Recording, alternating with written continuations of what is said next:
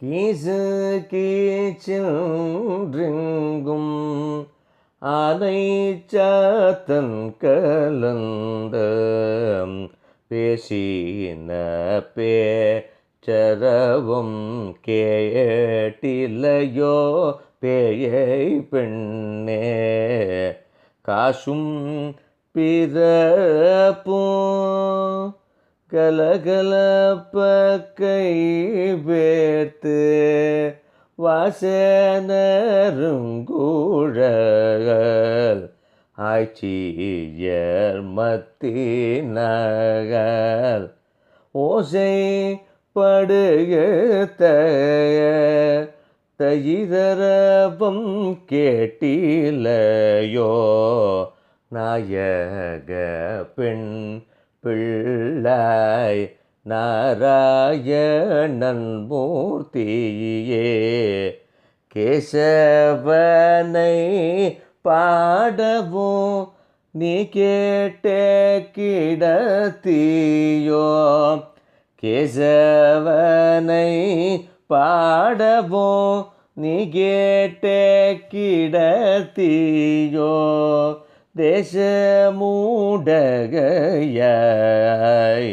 திரவேலோரும் பவாய் தேசமூடகையாய்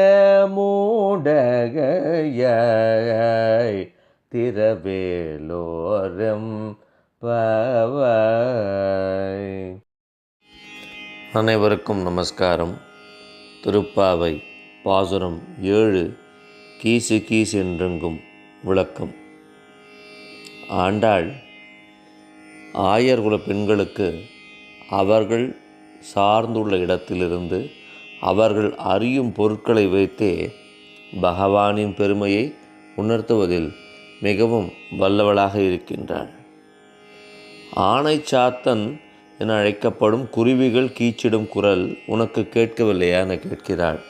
அதேபோல ஆய்குல பெண்கள் மத்து கொண்டு தயிர் கடையும் ஓசையும், அப்பொழுது அவர்கள் கழுத்தில் அழிந்துள்ள அச்சுத்தாலி ஆமைத்தாலி எல்லாமே நம்மளுக்கு புதுசாக இருக்கும். இந்த அச்சுத்தாலி ஆமைத்தாலி எல்லாமே நம்மளுக்கு ரொம்ப புதுசாக இருக்கும். அந்த காலத்தில் வாழ்ந்த அந்த ஆயர்குல பெண்களுக்கு அவை பழக்கமான விஷயங்கள். அந்த ஓசையும் உனக்கு கேட்கவில்லையா? பறவையின் ஒலி கேட்கவில்லையா? இந்த தாலியின் ஒலி கேட்கவில்லையா? அந்த பெண்களை பற்றி சொல்லும்பொழுது எப்படி சொல்கிறான்னா, வாசனை மிக்க கூந்தலை உடைய ஆய்குல பெண்கள்னு சொல்கிறா. இந்த வாசனை மிக்க கூந்தல், இந்த கூந்தலை பற்றி அடிக்கடி சொல்கிறதுக்கான காரணம் என்னென்னா, ஒரு குழந்தையை கண்ட்ரோலுக்கு கொண்டு வந்திருக்கோம். முன்பே சொன்னபடி அது கையில் சாக்லேட்டு கொடுத்துருக்கோம், ஆனால் சாப்பிடக்கூடாதுன்னு சொல்லியிருக்கோம். அந்த குழந்தைக்கு அப்போ தான் அந்த கண்ட்ரோல் ஆனது வரும். இப்போ பாவை நோன்பும் அப்படிப்பட்ட ஒரு கண்ட்ரோலான விஷயம்.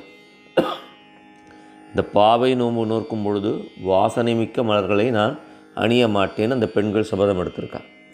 இந்த வாசனை மிக்க மலர்கள் அணிந்ததுனாலேயுமே அந்த கூந்தலுக்கு வாசம் வந்திருக்கலாம். அப்படிப்பட்ட வாசனை நிரம்பிய கூந்தலை உடைய ஆயர்குல மக்கள், ஆயர்குல பெண்டீர்கள் அப்படின்னு சொல்லும்பொழுது அடிக்கடி ஞாபகப்படுத்துகிறா. ஸோ அப்படிப்பட்ட ஒரு அருமையான ஒரு வாசனையை தியாகம் பண்ணிவிட்டு இந்த பாவை நோன்பு நீ இருக்கியே, அப்போ அதோட எஃபெக்ட் என்னன்றதை புரிஞ்சுக்கோன்றதை சொல்லாமல் சொல்கிறா. அடுத்த விஷயம், பகவானின் திருநாமங்களை இந்த ஆயகுல பெண்களுக்கு ஆண்டாள் சொல்லும் விதம். இந்த பாடலில் பார்த்திங்கன்னா கேசவன் அப்படின்ற ஒரு திருநாமம், கேசவா அப்படின்னு சொல்லும்பொழுதோ அது என்ன சொல்லியிருக்கா, நம்முடைய முன்னோர்கள் தடைகளை நீக்குபவன் அர்த்தம்னு சொல்லியிருக்கா. ஏதாவது ஒரு காரியத்தை உத்தேசித்து நம்ம கிளம்பினோம்னா அந்த கேசவான்ற அந்த திருநாமத்தை ஒரு 7 முறை சொல்லிட்டு போனோம்னா அந்த காரியமானது தடைபடாமல் நடைபெறும்.